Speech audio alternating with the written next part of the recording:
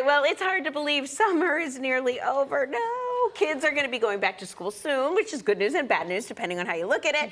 And here with some insight on how to handle that transition is author Jeff Atwood, who we love. Yes, hey guys. Welcome back. Thanks, glad to be here. Yes, it's so good to see you. You're always talking about life's biggest moments. That's right. And the last time you were on, you talked about your books that offer, some wisdom for life's big moments. Right. So what was it like? I know that you had sent your daughter off for school for the first time, and it was very emotional. What was it like? Well, it's crazy, right? I mean, you live the first 5 years of your life. It's coming soon for you, right? So buckle up. I know. And you think, wow, this has been so great. This has been so great. Then all of a sudden, wow, it's time for school. And so everyone wants this Instagram perfect moment, right? Where you walk into the school and you're holding hands. And so for us, it didn't go quite that way. So my wife walked Mackenzie into school, kindergarten for the first time. And we'd been for orientation, all that sort of thing. They walk down the hall and they walk in the room and they have the hug and the kiss and all that kind of thing. And she's like, we did it. She's headed back down the hall. 2 seconds later, she hears, "Mom!" And she goes, "Ma, kindergarten is an evil plot to keep me from my mother."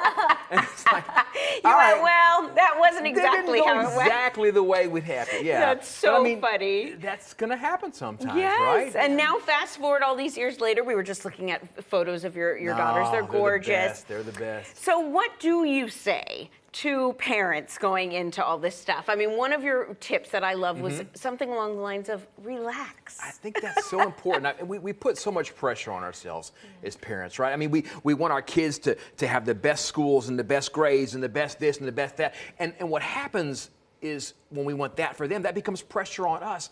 And we just work so hard. And I think we just need to relax. Yes. Because so much of the pressure is not about how they do, but I mean, the reality is we sort of want to compare ourselves to other parents, right? And if we're not doing enough, or we're not doing the right things, then we're not good parents. Like my daughter Macy, my youngest daughter, who's an equestrian now, when she was like 9th or 10th grade, she came to us and said, "I'm not going to college." And we're like, and she said, "I want to be an equestrian." And I was like, I'm not sure that's, because everybody sort of goes to college, right? Guess what? We're 7 or 8 years later, and she's crushing it as an equestrian. I think our kids know more than we give them credit for. I love how you talked about comparison. We talk about that a lot, and we've heard it's the thief of joy. It is. Talk a little bit about how we should avoid that and why that's so important. Well, I mean, here's what happens. So parents, families, we tend to make ourselves so busy, right? We want to say, if little Johnny's doing this, then I have to do that plus more, or Skippy or Susie or whatever, and we end up with these calendars that are, I mean, they give me nightmares. You've seen these calendars, every color block, like cello's at 4 and soccer's at 5 and Boy Scouts at 6 and then this and this and this, and it's like, just breathe. Just breathe. Let the kid have some space. Yes. Because if we try too hard and schedule too much, it's tough. Kids need some space to be kids, and we don't do that sometimes. That's kind of what Kindergarten Smorgasbord talked about, that it's important to have your kids be bored sometimes. Yeah. They need to learn on their own what, kind of gets them motivated. Well, they have to find who they are, right? I think that's the thing, is we sometimes want to make our kids be versions of ourselves, or we want them to do what their sisters or their brothers have done.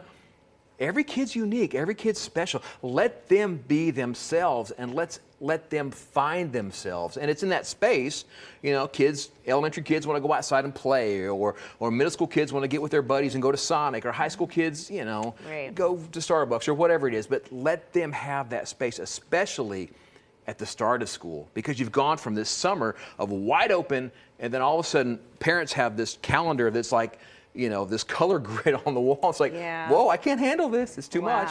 Well, we don't have time to get to your third point, okay, but it is amazing. So everybody has to check out your books, because that's the tease of all teases. That's right. They're awesome. These are so great. Make sure to check out all of Jeff Atwood's Need to Know books wherever books are sold. You won't regret it. And you can give them to your kids too. It's great gifts. Really. Thank you guys. so Thanks, much. Thanks.